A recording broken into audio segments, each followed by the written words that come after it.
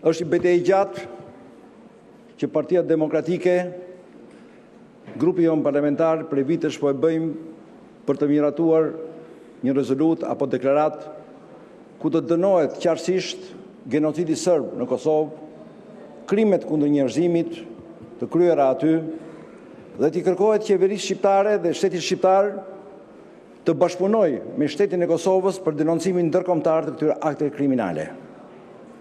Sepse Kosova vetë nuk mund të realizojë një proces të tillë meqense nuk është antare OKB-s.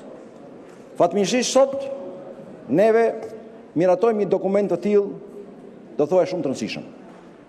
Ishin rrethanat, ndoshta që krijuan mundësinë dhe krijuan kushtet për miratimin e kësaj dhe nga majoranca, si pasojë e procesit të inskenuar në Hag, ku kërkohet të dënohen ata që luftuan për liri, për drejtësi, për pavarësi, ata që luftuan së bashku me NATO-n dhe me gjithë shtetet dhe qeverit perëndimore kundër atij genocidi, pastrimi etnik, si thuhet edhe në këtë deklaratë sotme, të realizuar nga makina luftarake e Miloševićit.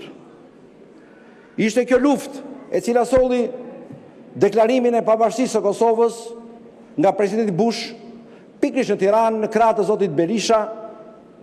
Ishte kjo luftë e cila bëri të mundur krijimin e kushteve për një stabilitet të ri në rajonin tonë, si pasojë e shkatrimit të makinës luftarake të Miloševićit. Çdo tendencë për të njëllosur të luftë bie ndesh me të vërtetën, me historinë, me vlerat, me stabilitetin në rajonit, jo vetëm thjesht me interesat e shqiptarëve kudo ku janë, po do thoja me interesat e rajonit duke vënë rrezik të stabilitetin evropian. Prandaj është një detyrë sublime sot e këtij kuvendi të miratojë këtë deklaratë, të denoncojë pikërisht një proces farsë që realizohet sot në Hag dhe që kërkon të tjetërsojë të vërtetën historike, duke qenë në krah të atyre të cilët luftuan për liri dhe që deri më sot nuk është prezantuar asnjë fakt, asnjë provë konkrete nga ata që akuzojnë për dëme, për dënime të tilla apo për krime imagjinare të cilave i atribuohen. Është e rëndësishme që ne sot miratojmë këtë duke dalë nga një impas disa vjeçarit të kuvendi në mosmiratimin e një dokumenti të tillë të qartë ku dënon atë krime kundër njerëzimit, atë genocid, atë pastrim etnik, qartësisht dhe ku në këtë mënyrë kërkon të vendosë të vërtetën historike.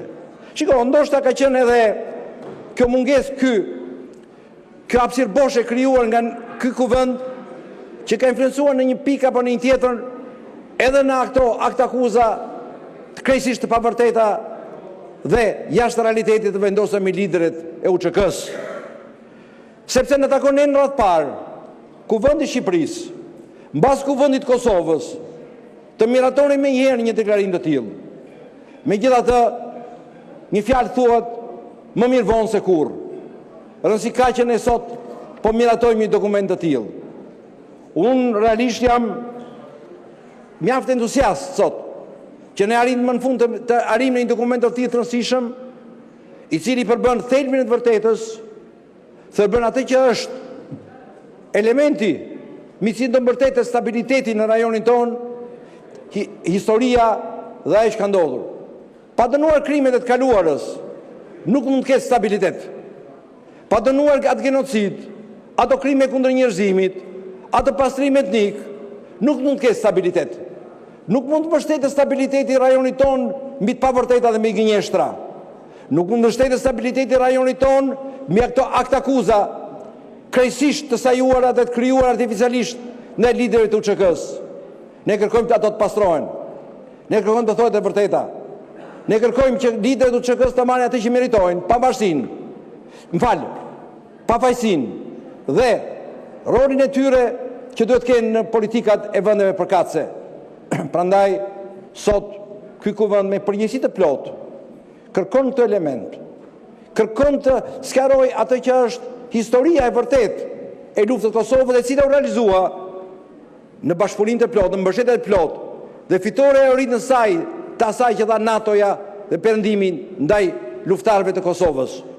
Çdo anatemim i UÇK-s dhe luftarëve të Kosovës, në fundi është një anatemim kundër NATO-s, kundër ndërhyrjes së saj, kundër rolit shpëtimtar të saj. NATO-ja nuk ndërhyri qorrazi. Nuk mund ndërhyr qorrazi. Nuk është ashtu si deklaroi një prokuror atje që tha që NATO-ja nuk dinte të vërtetën. E dinte shumë mirë të vërtetën. E dinte ku ishte krimi, e dinte ku ishte genocidi, e dinte ku ishte krimi kundër njerëzimit dhe ndërhyri pikërisht në krah të shpëtimtarëve të luftarëve për liritë të Kosovës për të sankcionuar atë liri e cila tashmë është element, është gur themeli dhe i stabilitetit të rajonit tonë. Prandaj, unë jam i bindur do meritojmë të gjithë këtë rezolutë në mënyrë absolute dhe kjo është një kënaqësi e veçantë, por ju bëj thirrje që zërin e kësaj rezolute që miratojmë sot, zërin e kësaj deklarate që miratojmë sot, ekon e saj ta shpërndajmë kudo, që të heqim ato hije gënjeshtras që kërkojnë të ndërthurin dhe të izolojnë dhe të fshejnë të vërtetat historike, luftën heroike, vlerat e lirisë së popullit Kosovës, popullit shqiptar, shqiptarëve kudo janë dhe luftën që bën popujt e rajonit ton kundër makinës kriminale të Miloševićit.